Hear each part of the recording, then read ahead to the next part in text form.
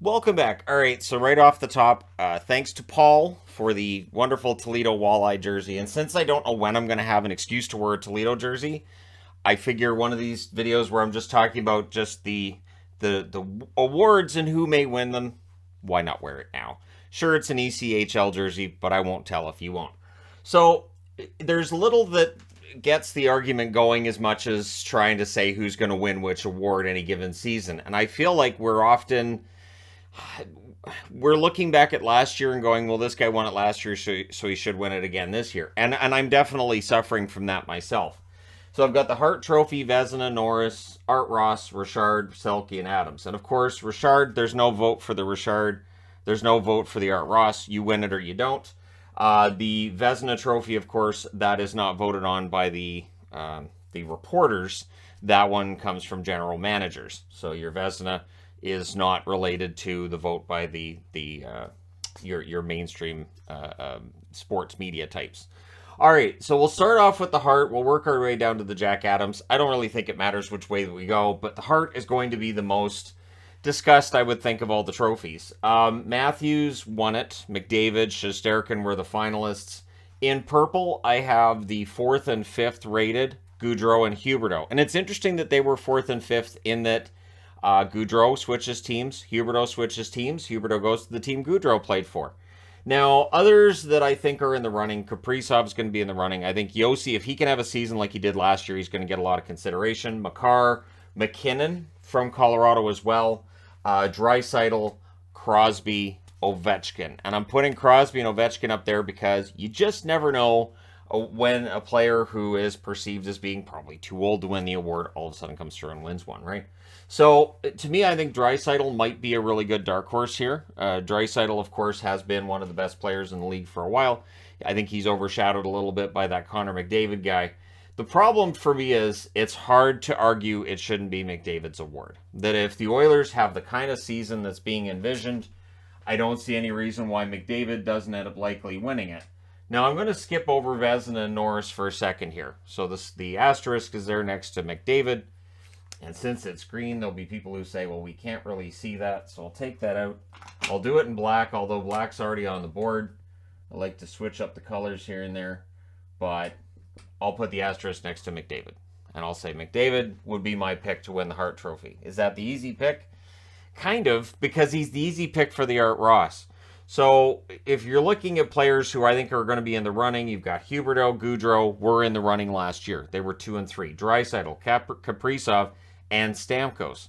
But then you have Matthew Tkachuk, Marner, Panarin, McKinnon, Kucherov. You could see a dark horse like maybe Barkov ends up emerging as a 100-point plus player, and ends up having this miraculous season. But I really think it's going to be hard for anybody to catch McDavid. I think that even though we're seeing a league right now where McDavid's not even top 10 in scoring because they haven't played yet. So yeah, McDavid, I think it's his award, and I think Hart and Art Ross, and this again reminds me of previous, basically Crosby in his I would say earlier years. Lemieux, Gretzky, these were guys who at the start of any given season people would say, well, probably Art Ross and Hart. Yager had that for a while there too. So to me, the Art Ross is relatively easy. I'll come over to the Richard Trophy because last year I said Matthews would win it. And I say that because I'm very rarely, if ever, right, so I might as well mention on those rare occasions it happens. So Matthews gets the 60 goals. I think he can get there again. Draisaitl, Kreider, Ovechkin all scored 50 plus. Then you've got Connor, Kaprizov, McDavid, Stamkos, and I've got DeBrincat and Zibanejad on there. Zibanejad with an asterisk just because he had a couple goals last night, looked pretty good, right? So Zibanejad, if he can keep that up, could he have a 50-goal season in him? I think he does. I think last year, goal-scoring-wise, not on that pace, but I think he can score 50 goals in a season. I don't know that he necessarily does this year, but, I mean, the Rangers have become kind of a sexy pick now for, awards and favorites for various trophies, including at least consideration for the Stanley Cup, right? The problem I have is that the Leafs are kind of perfectly suited for Matthews to be that goal scorer. Marner, of course, being the setup man, and it is hard to make an argument that it shouldn't be Matthews again. Other than just to be contrarian, Like, it feels like if I was to pick somebody other than Matthews, it'd just be to say, well, I didn't pick Matthews this year. So I'm going to erase the asterisk next to Zibanejad just to get rid of confusion and explain why it was there. And I'm going to be lazy. I'm going to be lazy and go with Matthews again. Yeah. I just think he's the best goal scorer right now in the National Hockey League. And I can say that and not go against my view that Ovechkin is the best goal scorer in the league, I think probably all time, right? And he should be able to catch Gretzky, pass Gretzky and all this. But right now, if I needed a goal in a regular season game, I would pick Matthews just a little bit ahead of Ovechkin. Notice I'm not saying playoffs because we're not doing playoff awards. Not at this point. I've already given my Stanley Cup pick, which I say is going to be Colorado over the Rangers in the final. We'll see how that prediction changes or if it does at playoff time. I do not change that prediction during the season. There's nothing that drives me crazy more, and I was guilty of it myself about 5 years back, than somebody going, well, actually, I think this team. Wait, no, this team. Wait, no, this team. So, yeah, I'm going to leave it as Colorado over the Rangers. We'll see how things change going into the playoffs. So I'm going to talk about the Selke first because there's going to be a lot of arguments here. So I'll save that one for a bit. Of course, Bergeron won it. Lindholm and Barkov were the finalists, right? O'Reilly, Cirelli, and Kopitar were the next ones up on the list. So the voting would tell you that Cirelli is on the radar. Barkov's on the radar. I'm also including as dark horses Philippe Danault, who if he can have another year in LA like he did last year, he's going to get votes. Eriksson Ek in Minnesota, Matthews in Toronto, and there are Leaf fans who will tell you, hey, the advanced stats tell you Austin Matthews is elite defensively. I can't argue with that because it's true. So there's the possibility that Matthews ends up getting into this conversation. I don't think he necessarily does. And I think he has to play some penalty killing time. I think to really get into this conversation, he does. Then there's Jordan Staal out of Carolina, who's excellent defensively. We saw that in the playoffs last year. And Marchand, who doesn't get as much attention as he should because he plays with Bergeron. In terms of penalty killing, in terms of really good two-way play, Marchand's one of the best in the game. It also doesn't help Marchand's case that he's a winger. It's normally an award that goes to a center. So if I had to say who I think gets it this year, it's hard to go against Bergeron, right? But at some point in time, that handoff occurs and somebody else is the best defensive forward in the game. So I'm going to say Barkov this year. I'm going to say Sasha Barkov for the Selke. Now, if Couturier can come back early and help out the Flyers, Couturier could be a dark horse as well. Couturier, not exactly a player who hasn't already had the voting, right, for that trophy. So, I mean, if he had a really good bounce-back season, A, he'd be in the running for Masterton, and B, he'd be in the running for the Selke. But I'll go with Barkov. So, you know what? We'll go with the Jack Adams first, right? And then I'll get to the Vezina and the Norris. Again, those are the ones that are going to generate the most argument and conversation. So Daryl Sutter won the Jack Adams last year. Brind'Amour, Cassidy, also finalists. Cassidy's pitched by Boston. Gallant, of course, with the Rangers. And I've got John Cooper on the board because he's never won the award. He's never won it. And it's so weird because Tampa Bay's record under him is nothing short of fantastic. And he's never won it. So if you want to argue that this award is a jinx, that kind of goes in your favor. That he's never won it, and he hasn't been fired yet, right? And then I put under there in purple, surprise playoff team, because there will always be votes given to a coach of a team that gets into the playoffs that shouldn't. If Don Granato gets Buffalo into the playoffs, he'll get consideration. If Bruce Boudreau gets Vancouver into the playoffs, he may win it. In the event that one of the underdogs like Winnipeg get in, then we may see Rick Bowness getting some consideration, right? So there will always be that tendency to go towards a playoff team that didn't make the playoffs the year before, of which Calgary was one of them last year. They did not make the playoffs in 2021, but they did in 2022. Of the coaches on the board, I'm going to go ahead and say that Bruce Cassidy, if Vegas gets back into the playoffs, and last night Vegas looked fantastic, if Vegas can get back in the playoffs and finish first in the division, Bruce Cassidy could very well win the award. And that's kind of how this works, right? Vegas missed the playoffs last year. There's Cassidy. He was in the running with Boston. He is known as one of the better coaches in the league. I'm still surprised on some level Boston fired him, but here we are. and Vegas snapped him up immediately. So good on Vegas. So yeah, I'm going with Cassidy there. Vezina. So, and this was the three finalists in alphabetical order: Markstrom, Saros, and Shesterkin. Saros is an excellent goaltender. Markstrom's a very good goaltender who had a ridiculously good first half last year. Second half was still good, but not quite at that Vezina level. So I really didn't see him as being any kind of threat to Shesterkin. Not that I saw anybody as a threat to him last year. Then fourth and fifth in the voting were Freddie Anderson and Andrei Vasilevsky. That's the reason they're in purple. But I've seen, I think it's Elliot Friedman that's taking Demko. Anthony Stewart says Jack Campbell, which is admirable. I don't know whether or not Demko or Campbell end up winning necessarily. Demko can, and there's always been that debate about whether or not there's an East Coast. It's referred to as a bias. I don't see it as a bias as much as that a lot of the writers on the East Coast, and I know this is the Vezina, right? The Vezina is a little different. So I'll phrase this different. A lot of the general managers may not be paying as much attention to the West Coast as they are to the East, right?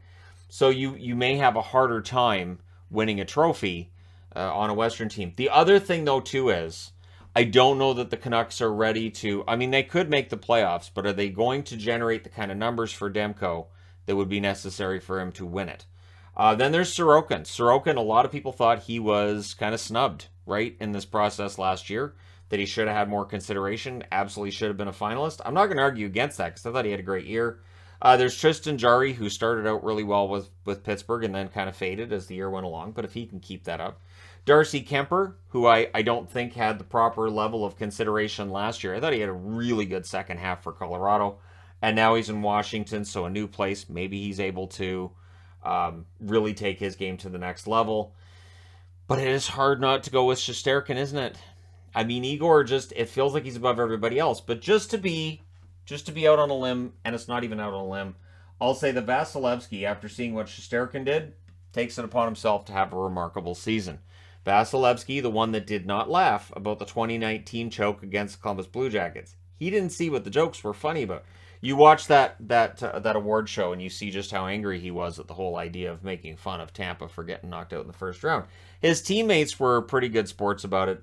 Andre wasn't. And I admired him for that because it's like, hey, he's pretty determined. And then it turns out that that anger worked for him and they won back-to-back Stanley Cups. So I don't underestimate what Vasi can do. Now, obviously, last night he's out-dueled by Shesterkin, but it's an 82-game season. And I think Vasi can absolutely have the kind of season where he really can't be denied. There's also going to be somewhat of a bias. The last time Vasilevsky won it, the analytical community called BS on it, in that they felt that his numbers were good, but there was underlying numbers there that would indicate he was a top 10 goaltender, not necessarily the best in the league. But that's the thing with these being voted on, is that you're going to have ones that the analytical community may not agree with. Now, the Norris I've saved for last because every team has a defenseman that should be discussed as Norris potential. It is hard to find a team that doesn't have at least one defenseman who you could look at and say there's Norris potential there. Looking through, and I mean, I've done videos on it before. I'll likely do a video on it again at some point this year, looking at how every team has a guy who should be in consideration for the Norris. My arguments for bringing in one for a defensive defenseman and calling it the Langway Award, I'm now not the only one that said it. I think it's the Hockey News has a Langway Award they give out every year. I don't understand why there isn't one, because every defenseman in the league has one award to fight over, whereas it feels like forwards have various different awards they're able to win. So last year it was Makar, but again, listed in alphabetical order. You have Hedman, Yossi, Makar were the final three. McAvoy, Fox, and Ekblad were 4, 5, and 6 in the voting. And I was glad to see Ekblad top 6 because he's very good. Letang, Carlson, Quinn Hughes, for me, could very well end up in this conversation. I think that he can absolutely start really moving up. He set records last year for the Canucks in scoring from the blue line, and I don't think he's had his best season yet. Jacob Slavin, the offense has picked up from him each year, and I think at some point he may score enough points that they hand him that Norris. They go, you are the best defenseman now. You've added that offensive side of your game. Heiskanen, I think it was Elliot Friedman last night took Heiskanen for the Norris. I'm not going that far. I like Heiskanen quite a bit. I think he can be really good, and I think that he is a fantastic defenseman for Dallas. I don't know that he's going to attract enough attention. I did agree with, there was a comment I saw on one of the NHL.com posts about how, where are the Dallas guys? You guys just ignore Dallas. And it's true. It's true that on some level, Dallas is one of those teams that gets ignored, which is one of the reasons why I started this channel. There are certain teams that get overlooked, and it happens often enough that this channel was born out of it. Morgan Riley, I've got up there from Toronto.